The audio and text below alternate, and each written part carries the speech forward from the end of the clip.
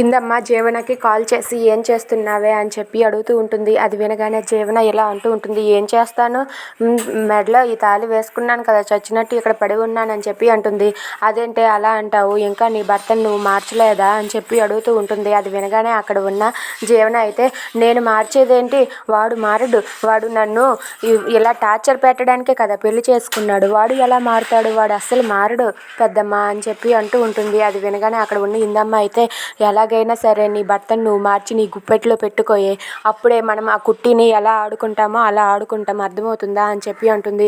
ఏంటి పెద్దమ్మ, ఈ చైతన్య నన్ను ఇంత మోసం చేస్తాడని అస్సలు అనుకోలేదు, నేనేమో ఇక్కడ జైల్లో పడినట్టుగా పడిపోయాను, ఇప్పుడు ఏం చెయ్యాలో నాకు అర్థం కావట్లేదు పెద్దమ్మ, చిరాకు వస్తుంది, వాళ్ళు ఏవేవో సీక్రెట్స్ మాట్లాడుకుంటున్నారు, నాకైతే మాత్రం అస్సలు తెలియకంటనే మా అత్తయ్య గారికి అడిగితే మా అత్తయ్య గారేమో గట్టిగా వార్నింగ్ ఇస్తుంది, నేనేమీ అనలేకపోతున్నాను, మా అత్తయ్య దగ్గర భయపడిపోతున్నాను అని చెప్పి అంటుంది. అది వినగానే ఇందమ్మ అయితే, నువ్వేం భయపడకు, అన్నీ నెమ్మదిగా జరుగుతాయి, ముందు నీ భర్తను నువ్వు నీ గుప్పెట్లో పెట్టుకో, ఆ తర్వాత అంతా నేను చూసుకుంటానని చెప్పి ఇందమ్మ అంటుంది.